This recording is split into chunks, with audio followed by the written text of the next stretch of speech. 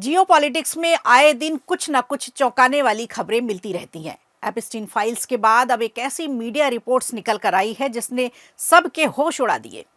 दुनिया की दो सबसे बड़ी ताकतें अमेरिका और रूस के टॉप लीडरशिप के बीच हुई गोपनीय बातचीत अब सबके सामने आ गई है।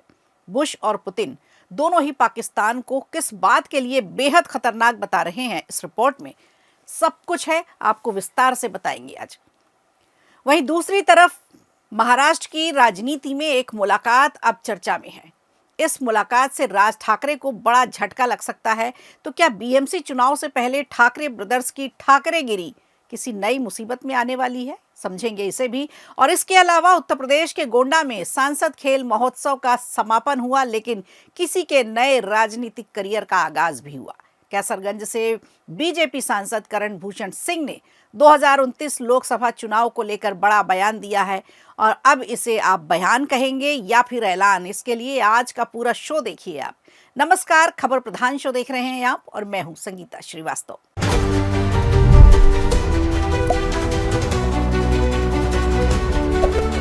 चलिए शुरुआत करते हैं उस बड़े खुलासे से जिसने अंतर्राष्ट्रीय राजनीति से जुड़े कई पुराने सवालों को फिर से जिंदा कर दिया है और जिसकी चर्चा आज दिन भर से हो रही है। यह खुलासा रूस के राष्ट्रपति व्लादिमीर पुतिन और अमेरिका के तत्कालीन राष्ट्रपति जॉर्ज डब्ल्यू बुश के बीच हुई एक गोपनीय बातचीत से जुड़ा हुआ है, जो अब डीक्लासिफाइड दस्तावेजों के जरिए सबके सामने आ गया है। बात है साल 2001 की, जब पहली बार व्लादिमीर पुतिन और जॉर्ज बुश आमने सामने मिले थे।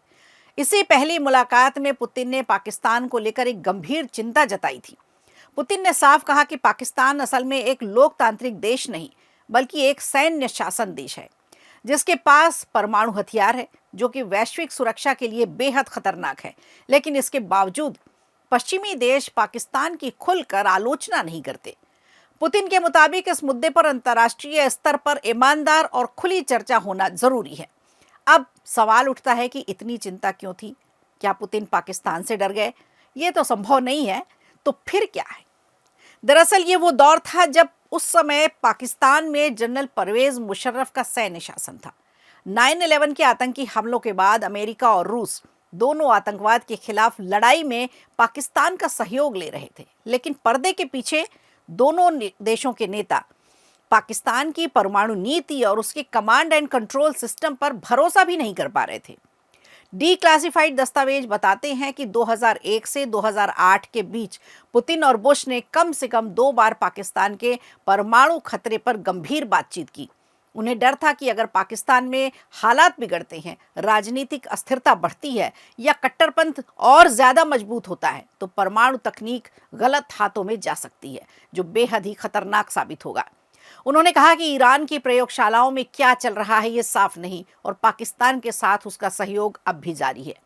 इस पर राष्ट्रपति बुश ने जवाब दिया कि इस मुद्दे पर परवेज मुशर्रफ से सीधी बात की है। बुश ने बताया कि पाकिस्तान ने एक्यू खान और उसके कुछ सहयोगियों को जेल में डाला है, नजरबंद कर दिया है, लेकिन असली सवाल ये है कि पूछताछ में उन्होंने क्या बताया। बुश ने यह बताया कि या तो मुशर्रफ को पूरी जानकारी दी नहीं जा रही थी या फिर अमेरिका को पूरी सच्चाई बताई नहीं जा रही थी। मामला और भी गंभीर तब हुआ जब पुतिन ने कहा कि उनकी जानकारी के मुताबिक ईरान के सेंट्रीफ्यूज में पाकिस्तान का यूरेनियम मिला है। इन खुलासों के बीच भारत की पुरानी चिंता फिर सामने आती है। भारत लंबे समय से पाकिस्तान के परमाणु प्रसार रिकॉर्ड पर सवाल उठाता रहा है, और हाल ही में विदेश मंत्रालय और रक्षा मंत्री राजनाथ सिंह ने पाकिस्तान को गैर जिम्मेदार देश बताते हुए उसके परमाणु हथियारों को IAEA के निगरानी में रखने की मांग की थी। दस्तावेज ये भी बताते हैं कि शुरुआती सालों में पुतिन और बुश के बीच भरोसा और सहयोग था। आतंकवाद और परमाणु अप्रसार जैसे मुद्दों पर दोनों ने साथ काम भी किया। हालांकि बाद में इराक युद्ध, नाटो विस्तार और मिसाइल डिफेंस जैसे मुद्दों पर अमेरिका रूस के आपसी रिश्तों में तनाव बढ़ गया।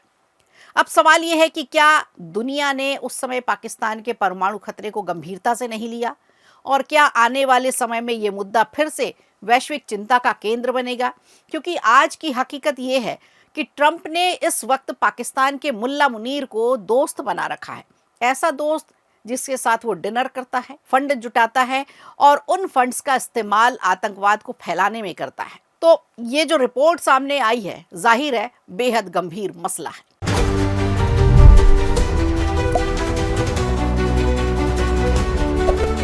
और इधर महाराष्ट्र की राजनीति में लगातार अप एंड डाउन्स आ रहे हैं। उसकी वजह है आने वाले नगर पालिका के चुनाव, लेकिन उससे पहले की सियासी हलचल राजनेताओं को जरूर परेशान कर रही है। 15 जनवरी को 29 नगर पालिकाओं में चुनाव होने हैं और 16 को ही परिणाम आ जाएंगे। इस चुनावी माहौल में ठाकरे बंधुओं की ठाकरेगिरी देखने को मिल रही है। परिवार की राजनीति, शिवसेना, यूबीटी, मनसे और शिंदे गुट के बीच कुछ नए समीकरण बनते नजर आ रहे हैं। एक तरफ उद्धव ठाकरे और राज ठाकरे के बीच समझौते की चर्चा है, तो दूसरी तरफ राज ठाकरे को एक बड़ा सियासी झटका लगने की अटकलें तेज हैं। ये झटका जुड़ा है एक बड़े नाम से। बड़ा नाम है प्रकाश महाजन, जो दिवंगत भाजपा नेता प्रमोद महाजन के भाई हैं।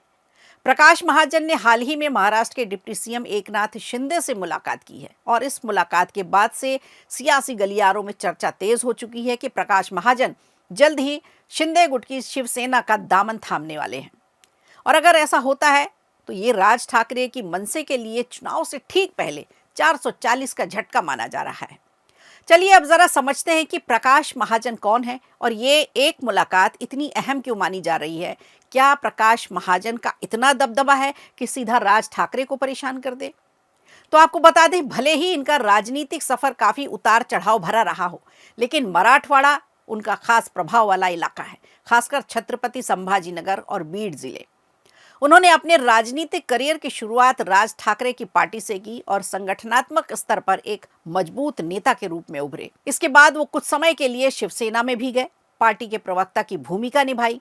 हालांकि बाद में फिर उन्होंने मनसे का रुख किया। टीवी डिबेट्स में अक्सर ये आक्रामक तरीके से और मुखर आवाज में अपनी बात रखते रहे, लेकिन सितंबर 2025 में तस्वीर बदल गई। प्रकाश महाजन ने मनसे छोड़ने का ऐलान कर दिया और इसके पीछे बड़ी वजह बताई हिंदुत्व। उन्होंने राज ठाकरे पर बड़ा आरोप ये लगाया कि मनसे हिंदुत्व के मूल एजेंडे से दूर जा रही है। यही नहीं, उन्होंने ये भी कहा कि उन्हें राज ठाकरे से कोई डर नहीं लगता। मनसे छोड़ते वक्त प्रकाश महाजन ने नारायण राणे से धमकियों का आरोप भी लगाया और प्रमोद महाजन की हत्या को लेकर भाजपा सरकार पर सवाल उठाकर सियासी हलचल भी मचा दी थी। अब सवाल ये है कि एकनाथ शिंदे से उनकी मुलाकात क्या संकेत देती है? सियासी जानकारों की अगर माने तो ये मुलाकात महज शिष्टाचार नहीं है। अगर प्रकाश महाजन शिंदे गुट की शिवसेना में शामिल होते हैं तो इससे मनसे को मराठवाड़ा में एक बड़ा नुकसान हो सकता है। अब तक राज ठाकरे प्रकाश महाजन का इस्तेमाल पुराने वोट बैंक को साधने में करते रहे, भाजपा से नाराज मतदाताओं को लुभाने में करते रहे। लेकिन अगर महाजन शिवसेना में चले जाते हैं तो राज ठाकरे के हाथ से एक बड़ा तुरुप का पत्ता जरूर निकल जाएगा और नगर पालिका चुनाव से पहले ये सियासी घटनाक्रम महाराष्ट्र की राजनीति को नई दिशा दे सकता है। अब देखना दिलचस्प होगा कि प्रकाश महाजन अगला कदम क्या उठाते हैं और इसका असर राज ठाकरे और उद्धव ठाकरे और साथ में एकनाथ शिंदे की सियासत पर कितना पड़ने वाला है।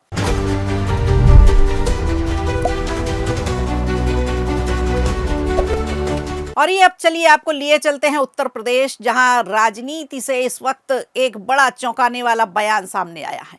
दरअसल गोंडा जिले की कैसरगंज लोकसभा सीट से भारतीय जनता पार्टी के सांसद करण भूषण सिंह ने 2029 के लोकसभा चुनाव को लेकर सियासी हलचल बढ़ा दी है।